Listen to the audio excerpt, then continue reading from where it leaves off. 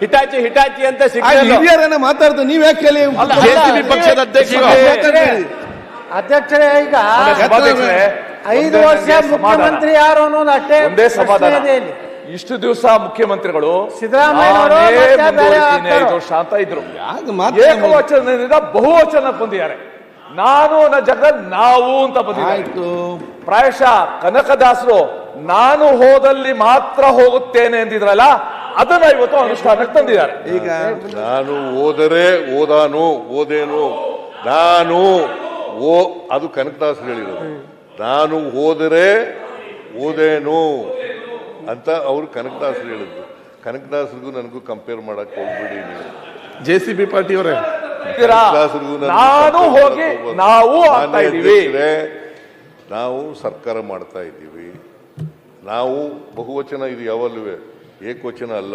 ನೋಡಿದೀವಿ ಸರ್, ಸರ್ಕಾರ ಅಂತ ಅಲ್ಲ. ರಾಜ್ಯದ ರಾಷ್ಟ್ರದ ಹಣಕಾಸು ಸಚಿವರ ಬಗ್ಗೆ ನೀವು ಯಾವ ವಚನ ಯೂಸ್ ಮಾಡಿದರೆ ಇಡೀ ದೇಶ ನೋಡಿದೆ. ನಾನೇ ಮುಖ್ಯಮಂತ್ರಿ, ಈಗಲೂ ಮುಖ್ಯಮಂತ್ರಿ.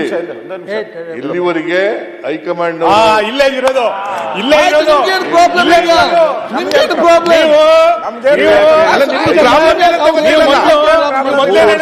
ಜನ ಬದಲಾವಣೆ ಮಾಡಿದ್ರೆ ನೀವು ಏನ್ ಹೇಳ್ತೀರಿ? ನಾನೇ ಮುಖ್ಯಮಂತ್ರಿ ಮುಂದಿನ 5 ವರ್ಷ. ಈಗಲೂ ನಾನೇ ಹೇಳ್ತೀರಿ 5 ಮುಂದೇನು? ಜನವರಿ ನಂತರ ಏನ್ ಹೇಳಿ?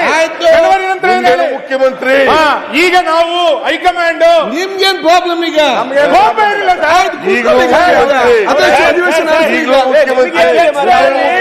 ಪಕ್ಷದ ನಾಯಕರ ಸ್ಥಾನಕ್ಕೆ ಇಲ್ಲಿ ಮುಂದೆ ಬರ್ಲಿಕ್ಕ ಅಧ್ಯಕ್ಷರೇ, ಇಲ್ಲಿ ಮಂಡಿಸಿ ಮಂಡಿಸಿ ನಮ್ಗೇನು ಒಂದೇ ನಿಮಿಷ, ಬೇಜಾರಿಲ್ಲ.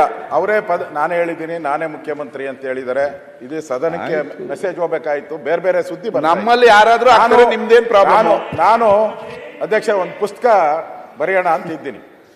ಚಾಣಕ್ಯ ತಂತ್ರಗಳು ಅಂತ ಇದೆ ನಮ್ಮಲ್ಲಿ. ಚಾಣಕ್ಯನ ತಂತ್ರಗಾರಿಕೆ ಅಂತ. ನಾನು ಒಂದು ಸಿದ್ದರಾಮಯ್ಯನವರ ತಂತ್ರಗಾರಿಕೆ ಅಂತ ಬರಿಬೇಕು ಅಂತ ಒಂದು ಸಣ್ಣ ಅಲ್ಲ, ನಾನು ಅವ್ರ ಪರವಾಗಿ ಮಾತಾಡ್ತಾ ಇರೋದು. ಅದರಲ್ಲಿ ಒಂದು ಸನ್ನಿವೇಶ ಬರ್ತದೆ ಅಧ್ಯಕ್ಷರೇ, ಚಾಣಕ್ಯ ಇದ್ರಲ್ಲಿ ಬರೀ ತೊಂದರೆ ಇಲ್ಲ. ಒಂದು ಇರುವೆ ಅಧ್ಯಕ್ಷರೇ, ಅದು ದೆಹಲಿಗೆ ಹೋಗ್ಬೇಕು ಅಂತ ಪ್ರಯತ್ನ ಮಾಡ್ತಾ ಇತ್ತು. ಯೋಚನೆ ಅದು ಹೋಗ್ಬೇಕಂದ್ರೆ ಎಷ್ಟು ಜನ್ಮಗಳು